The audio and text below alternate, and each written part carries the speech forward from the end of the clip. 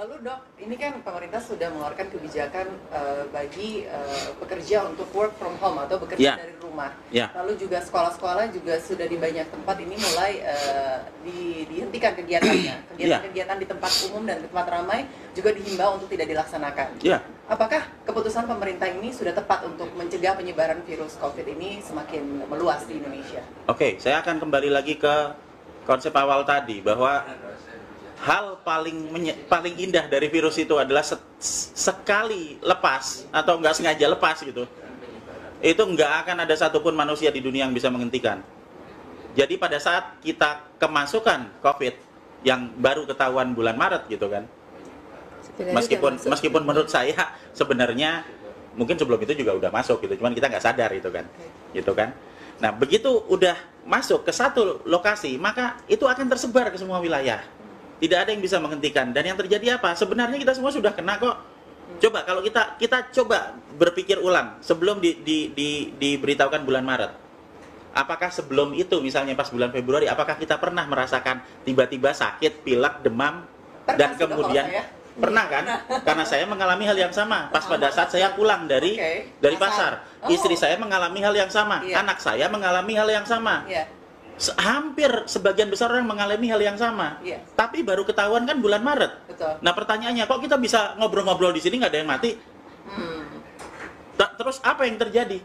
Yang terjadi adalah sistem keamanan, sistem imun tubuh kita berkembang. Kalau sudah yang kena, coba Mbak ingat-ingat deh, pernah kena bulan Februari toh? Iya, betul. Terus bulan Maret diumumkan. Iya. Sudah itu Mbak sakit lagi enggak? Enggak. Lah iya itu berarti sudah kebal toh? Kayak divaksin. Karena kita sudah dapat vaksin. Jadi imun diri kita sendiri yang melawan virus yang... Betul. Terus ada sel memori nanti. Ada. Jadi di dalam sistem kekebalan tubuh kita ini basic immunology. Basic immunology bukan mengenai antibody, tapi mengenai sel memori. Sel memori itu adalah sel di dalam sistem tubuh kita, sistem imun tubuh kita yang nanti akan menyimpan data apa aja yang pernah masuk ke tubuh kita. Misalnya mbaknya pernah kena COVID bulan misalnya ya, atau jangan COVID lah, penyakit apa sih yang kira-kira gampang, flu aja lah ya kan. Kalau dibilang COVID ntar kan jadi paranoid soalnya. Hepatitis. Jadi misalnya udah pernah kena flu di bulan Februari misalnya. Nah nanti kita akan sakit, itu normal selama sampai 7 hari. Kemudian di hari ke-7 antibodi kita keluar kan. Nah di dalam 7 hari itu tubuh kita berusaha memasukkan data virus flu itu ke dalam sel memori.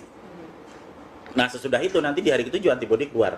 Di hari ke-14 kita sudah kebal, sudah sembuh total, seperti 1, 2, 3 itu kan pasiennya dia bisa sembuh total. Nah sesudah itu kemudian pada saat kita jalan-jalan lagi keluar, karena sekarang kan virusnya nyebar kemana-mana kan, kemudian kita kena lagi kan, respon imun yang kedua itu tidak 7 hari, hanya dalam waktu 1 hari udah keluar antibodinya. Karena tubuh kita udah ingat. Benar. Ada sel memori, itu prinsip utama vaksinasi. Makanya buat yang pernah sakit bulan Februari kemarin, pada saat bulan Maret sampai sekarang, kan kita semua masih bisa ketawa-tawa sambil merokok. Makanya kita kemarin berani datang ke tempat suspek. Ya, itu sebabnya saya datang kemarin pada saat hari Minggu ke Depok, ke pusat lokasi outbreak. Saya akan datang ke situ untuk memaparkan diri saya, sekaligus untuk membuktikan bahwa kalau saya sudah pernah kena, maka saya datang ke situ dan saya akan kembali lagi dan saya dalam kondisi sehat karena saya sudah kebal sebelumnya. Ini ya dalam tanda kutip sebenarnya ya penelitian pribadi, tapi saya sering melakukan itu untuk banyak wilayah wabah virus, dan beberapa kali saya dengan sengaja memaparkan diri saya terhadap virus supaya saya bisa ngerti efeknya kayak gimana gitu, dan kita semua masih berbahagia dan bisa bincang-bincang sampai sekarang.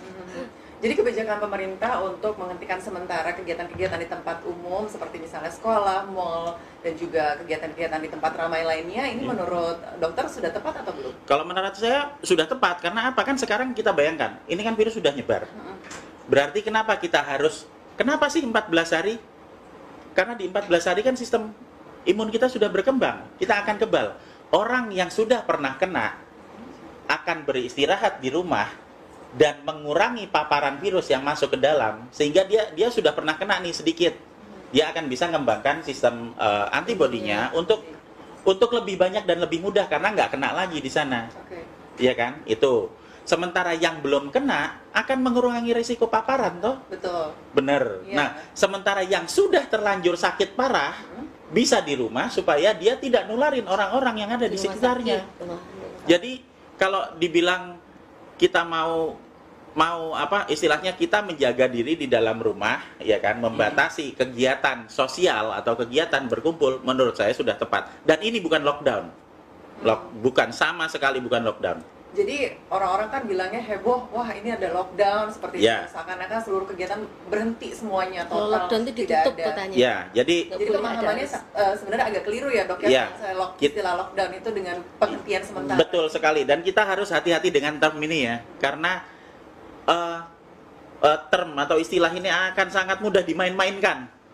Pembatasan dibilang lockdown, ya kan? Nanti semuanya akan bilang wah ini Indonesia di lockdown. Padahal itu artinya berbeda. Hanya karena masalah pengertiannya aja yang berbeda. Yang kita lakukan sekarang adalah membatasi kegiatan sosial, ya kan? Bahasa Inggrisnya social distance itu kan? Social distance. Ya. Okay. Sementara kalau misalnya yang disebut lockdown itu adalah melakukan karantina terhadap satu wilayah, di mana di wilayah tersebut merupakan sumber penyakit dan sumber penyakit ini belum menyebar.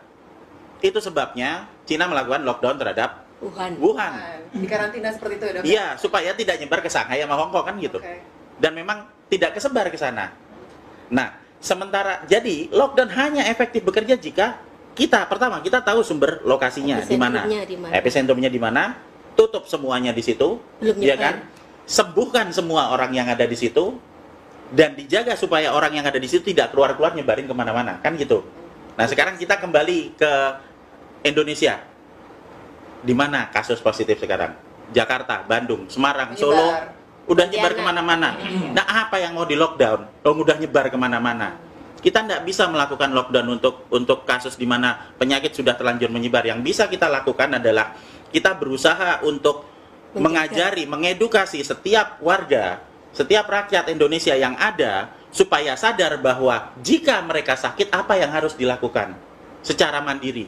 Vitamin E, vitamin C itu murah, sabun ada banyak di mana-mana. Kita semua bisa meningkatkan kualitas kesehatan kita, plus kita akan bisa untuk membasmi virus yang ada di lapangan kalau kita kerjakan bareng-bareng. Karena kita nggak bisa menggantungkan sekian banyak rakyat hanya untuk beberapa rumah sakit yang malah akan tambah bikin chaos. Inti dari wabah ini sebenarnya kan ada di penyakitnya.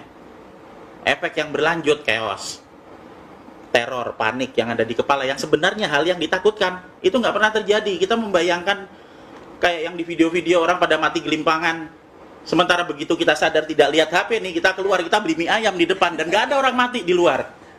Padahal sudah terbukti video itu hoax, tapi tetap aja masyarakat karena ada ketakutan berlebihan itu ya dok ya. Karena terus menerus. Jadi kalau saya bilang di depan sana itu nanti di bawah pohon itu kan nanti ada kuntilanak tuh ya. Kalau kita semua nanti ke sana, nanti kita akan dicekek sama kuntilanak. Saya akan bilang itu setiap 2 jam sekali. Sampai anak cucu. Semua orang di kantor ini nggak ada yang berani lewat situ. Padahal kalau kita datang ke situ kuntilanaknya juga nggak ada.